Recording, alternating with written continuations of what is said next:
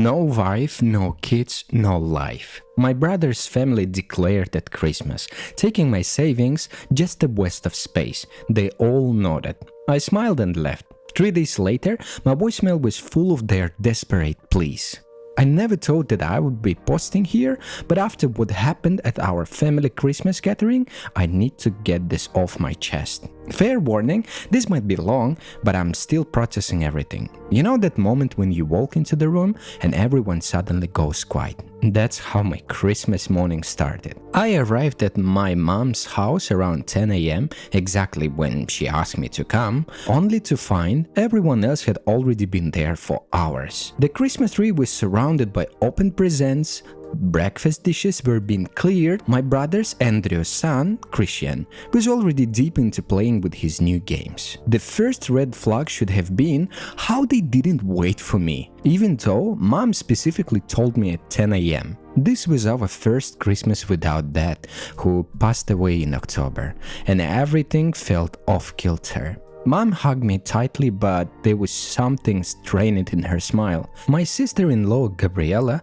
barely looked up from her phone and just muttered, "Oh, you made it?" As if I was some distant acquaintance crushing their intimate gathering. I set my gifts down by the tree, trying to ignore the off-guardness. Christian, bless him, actually seemed happy to see me, jumping up to show me his new gaming setup. The kids always been a bright spot in our family gathering, but the Andrew cut in. Don't bother Uncle Dominic, he probably doesn't understand these things anyway, too busy with his whatever it's he does. The dig wasn't subtle. I have done well for myself, working remotely for a tech company while traveling, living how I wanted. Dad always supported my choices even when they didn't fit the traditional path Andrew took. But since Dad's passing, the comments about my lifestyle had gotten more frequent and pointed. During lunch, Mom made Dad's traditional Christmas roast, the first time since he passed, and everyone was unusually quiet until Gabriella decided to break the silence. "So, Dominique," she began, sitting down her fork, "any special someone in your life yet? You know, at this age, you really should be thinking about settling down. Christian needs cousins his age." Before I could answer, Andrew chimed in. "Oh, he's too busy living the bachelor life. No wife, no kids, no real life, right?" And he laughed, but there was an age to it. The way everyone else at the table either nodded or looked away told me this wasn't the first time they would discuss my life choices. I kept my cool, focused on my food. My life is pretty full, actually. I'm happy with my choices. "Full of what?" Gabriella pressed. "Working all day behind the screen? Traveling to empty hotel rooms?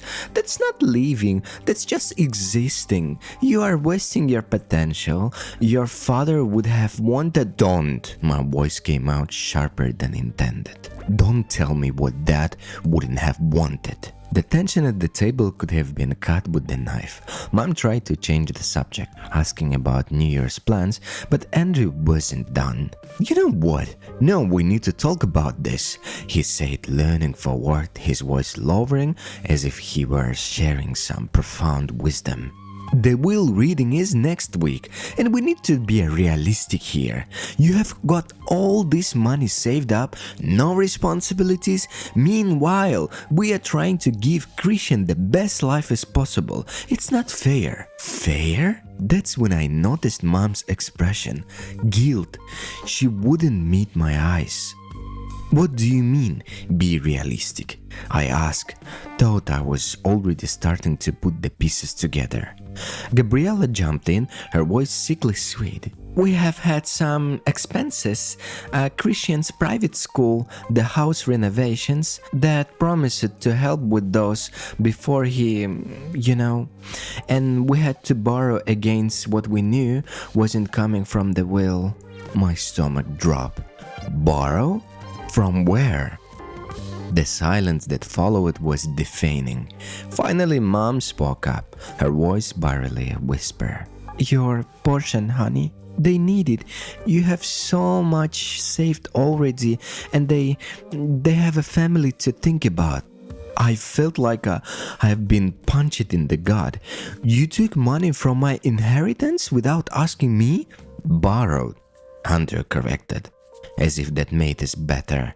And honestly, what were you doing to do with this anyway? You're just a vest of space in this family. No real connections, no one depending on you, just floating through life while the rest of us deal with the real responsibilities. Everyone nodded, even Mom, thought she looked pained doing it. The only one who looked uncomfortable was Christian, who had stopped eating and was staring at his plate. I stood up slowly, my chair scraping against the floor. The room went quiet again, everyone probably expecting an expression. Instead, I smiled. "Thank you for lunch, Mom. I need to go." "Oh, don't be dramatic," Gabriella started, but I was already walking out. Behind me, I could hear Andrew mutter something about me, always running away from confrontation.